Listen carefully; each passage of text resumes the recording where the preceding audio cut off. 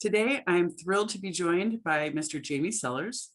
He is one of the partner agencies, RI International, who is part of the 5-agency collaborative that is the CARE TA Center. Hello and welcome. My name is Dr. Eliana Ramirez. I am the director of the CARE TA Center. We are the Crisis and Recovery Enhancement Technical Assistance Center for the state of California. We provide training and technical assistance to support the crisis continuum of care and justice diversion to the 58 MHSA-funded county behavioral health programs. So Jamie, I always start off these cafecitos by explaining to the audience that what we do here is we have a brief conversation with a key expert of the field during shelter-in-place orders, the COVID-19 pandemic. Many of us are having different attention spans and time available to watch the typical 60 to 90-minute webinar. And so we have created these cafecitos as an opportunity to get information out to the field in a shorter, more informal conversation, kind of like we would do around the proverbial water cooler at work or the staff lounge. But since so many of us are working from home, we don't have that opportunity. So I want to start off by welcoming you and saying how great it is that we get to hear you talk a little bit about RI International.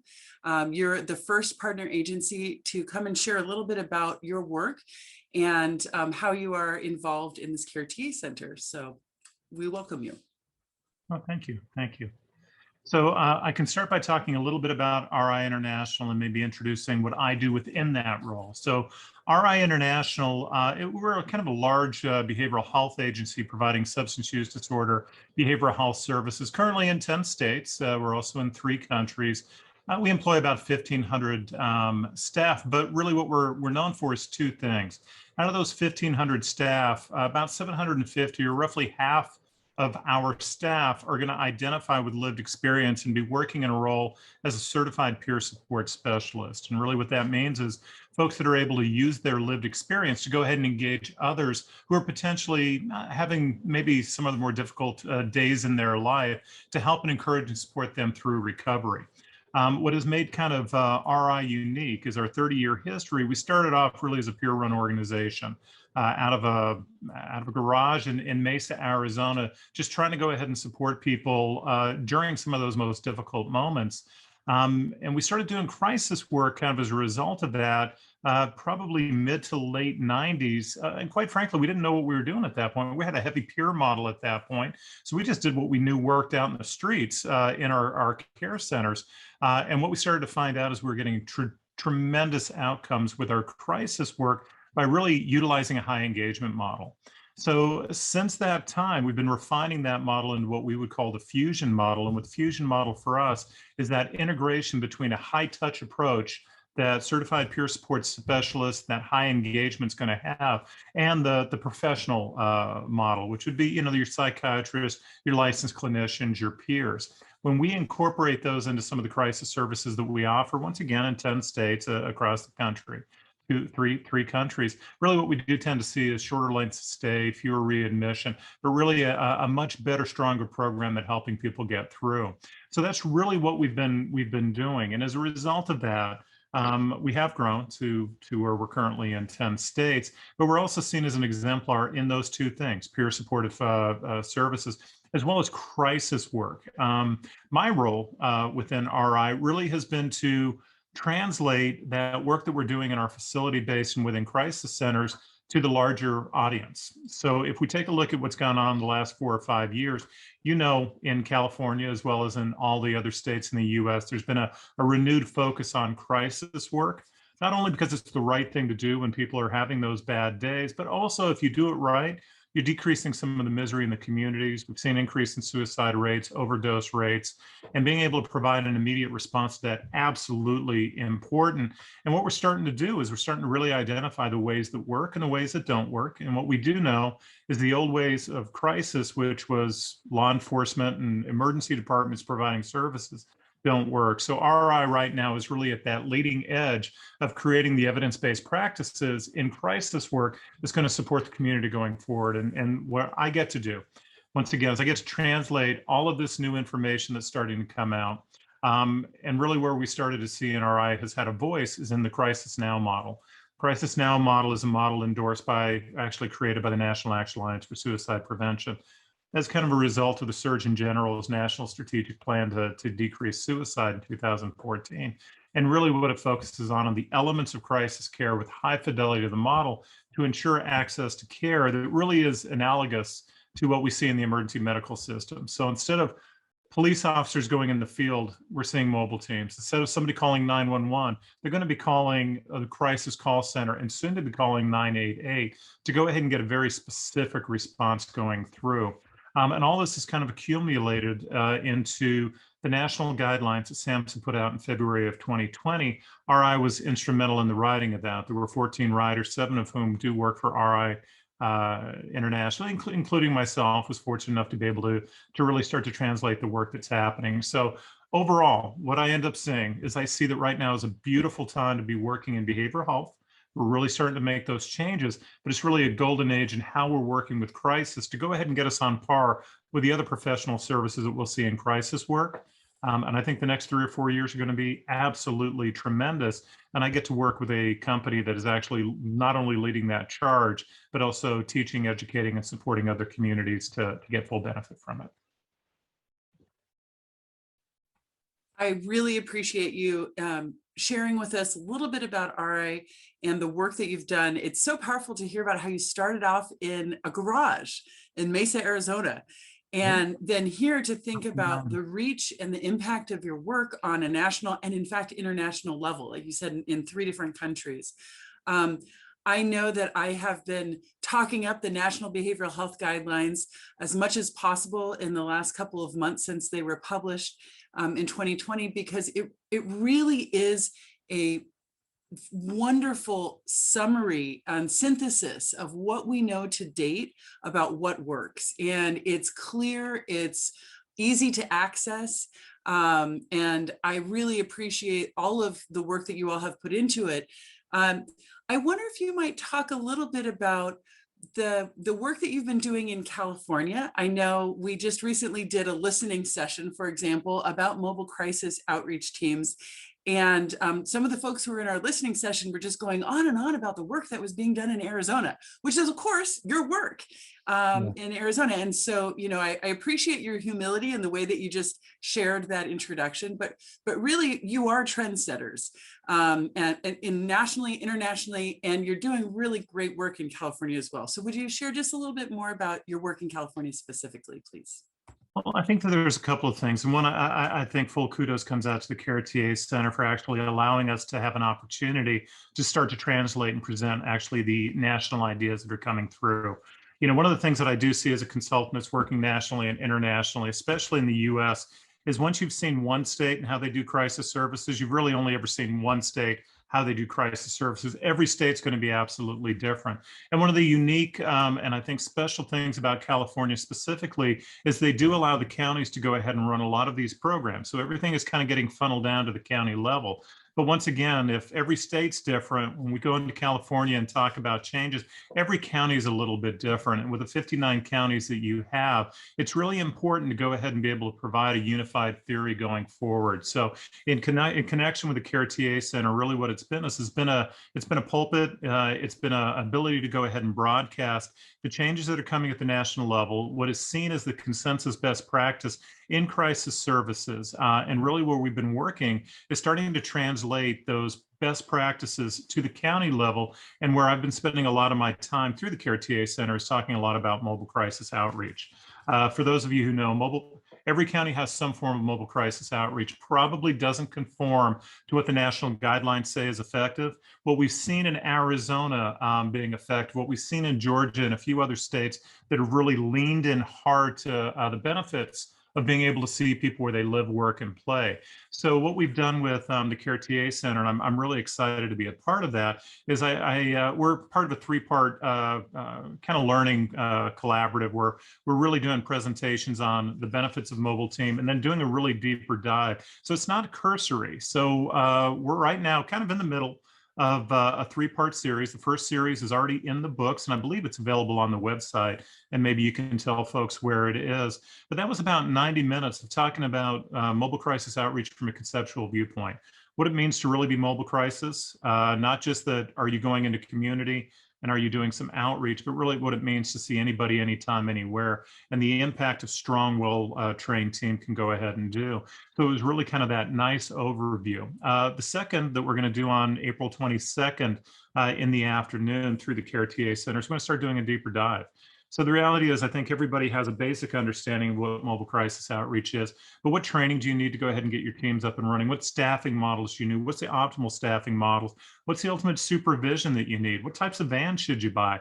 There's a lot of things that we can certainly really talk about as a deep dive. Now, fortunately, my background is mostly in crisis. It seems I like the cadence of that.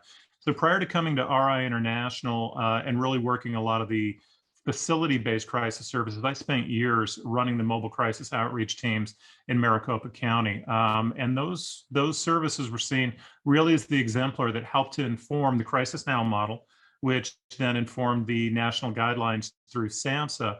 So the reality is, when we do a deep dive into what mobile teams are, that's a life that I have lived for years and years. And while it has taken, it took a few decades in Maricopa County and our 4.4 million in population, I think we're at a point now where it's really what it needs to be. And really what I get to do then is I get to discuss with communities about how to get there, how you don't waste 2 decades trying to evolve a system that makes sense, how you can actually start to make through. And part of what we'll end up doing from here on out is we'll talk a little bit about the funding, but really we're going to do a deep dive in this next one on April 22nd about the nuts and bolts of operations. And then what we're going to do in the third one, which is still to be determined as far as the date, we'll have a strong focus on peer integration within those mobile teams. So ultimately, what I can tell you is you get the best outcomes when I put a clinician and a certified peer support specialist in a van, because then I increase safety, I can get them out in the community. But a lot of times, especially in some of the smaller communities that haven't worked a lot with peer support, there's certain things to know, certain ways to train, certain ways to hire, certain ways to supervise. So what we'll end up doing, once again, as a peer organization, half of our employees are peers, we certainly understand all of the benefits as well as some of the challenges in workforce development when working with the clinicians and the peers, and how to integrate that in a very strong approach. And really, it's informal, it's conversational, but the goal is that you walk out feeling your own subject matter experts in crisis services. I have to tell the audience that your first of the 3 sessions, the training on mobile crisis units, was wildly popular with the audience. Your session had some of the highest ratings from the audience in terms of applicability of the information that you shared to the work that they were doing immediately, as well as helping them to think critically about crisis continuum of care and justice diversion as well. That's another big topic, of course, in California and the nation over. And we've also been receiving a number of TA requests from counties already since this CARE TA Center started in July 2020. Several of the questions that we've received from the TA side of the house are around how to establish mobile crisis units, but also several counties have said they're ready to expand and they're thinking about the variety of different models that are out there. And your team has also been really at the forefront of helping our TA Center to respond to those TA requests. So as you suggested, I will share with this video as it's going out, the link to our website where people can watch the previously recorded mobile crisis outreach team session 1 that you did. And then also we will be sharing out the link to request TA.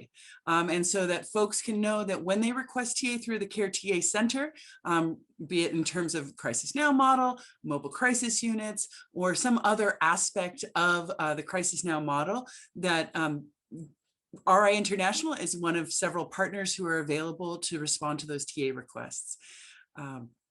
I just wanted to also touch this point that you talked about, that 50% of your workforce, and that the importance of peer specialists from the get-go of the work that RI International does. I've heard a wonderful saying, something along the lines of peers are the first in and the last out. Can you tell me what that term is and what that means, please? Peer first, peer last. Eliana, there is a difference, and I'm a licensed professional counselor. So I went through all the training. Undergraduate was in psychology, master's in counseling, and what's kind of interesting about that is my bachelor in psychology is a BS degree, Bachelor of Science.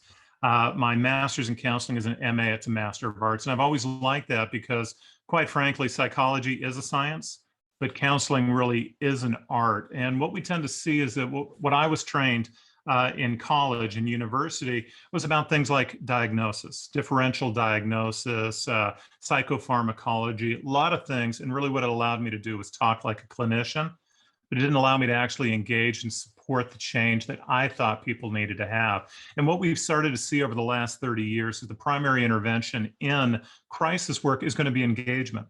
You think about all the times you're starting to go into crisis, but you talk to clergy, or somebody, talk to a friend, talk to a family member, talk to a coworker, and that sheer engagement is able to kind of move you through. What we do tend to see is that in crisis, the better I can engage people, the better off we're going to be. So what RI does is we say, look, we understand the importance of engagement. So what we do when somebody comes into a crisis service, whatever crisis service that's going to be, the first person they meet is going to be a peer. And that peer can start off with, hey, Eliana, I know what it feels like to sit in that chair. I sat in that chair 3 years ago. Here's how I felt. Here's what I was thinking. Here's what I went through. And that builds that therapeutic alliance that helps to, really helps to drive that recovery going forward. So that's the focus that we have and why we have a strong component on peers. So if I look at mobile teams, for example, I've got clinicians on that team, but somebody's got to do some of the risk assessment. Somebody's got to do some of the things that I need to go ahead and get Medi-Cal to go ahead and be able to cover the cost of that, or Medicaid in other states. I've got to have somebody that's doing the discharge planning and treatment planning. But really, that peer is that person that's there to go ahead and engage. And what I've always felt is when I've got a clinician, I've got a peer, I've got 2 times the opportunity to engage. And if that's my primary intervention, that's what I need to do. We can always get someone with a psychiatrist and start medication. That's going to take 3 weeks to kick in. So is it about medication and diagnosis, or it's about engagement? So for us, peer first, peer last is a concept. First person I meet's a peer. Last person before discharge, or last person before we're leaving scene, is going to go ahead and be that peer for that final check-in point. Absolutely important. And the better that you utilize your peers in your crisis system, the stronger your crisis system is going to be, the more effective it's going to go ahead and be. And on many levels, the more sustainable it's going to be as well. So I do look at crisis services ultimately like chess. So we could talk about mobile teams like a chess game. I could teach you the moves in chess in 5 minutes. But for you to really understand the complexities and the levels of it, it's going to take a while. So what I do like about the series that I'm doing with you is we've already taught the moves. The moves were session 1, available online. Feel free to take a peek through it. Really what we're going to try to do now is do that deeper dive on how you get the most benefit out of it. And that may take a lifetime to go ahead and get, but we're getting better every day. Jamie, I can't thank you enough, really, for taking the time to have this Cafecito conversation, for the tremendous work that you're doing with the CARE TA Center across California, the rest of the US, and internationally as well. We are really, truly honored to be working and partnering with you. And so thank you so much for your time. And to that of your colleagues, we are lucky to work with several of your colleagues in RI International as well.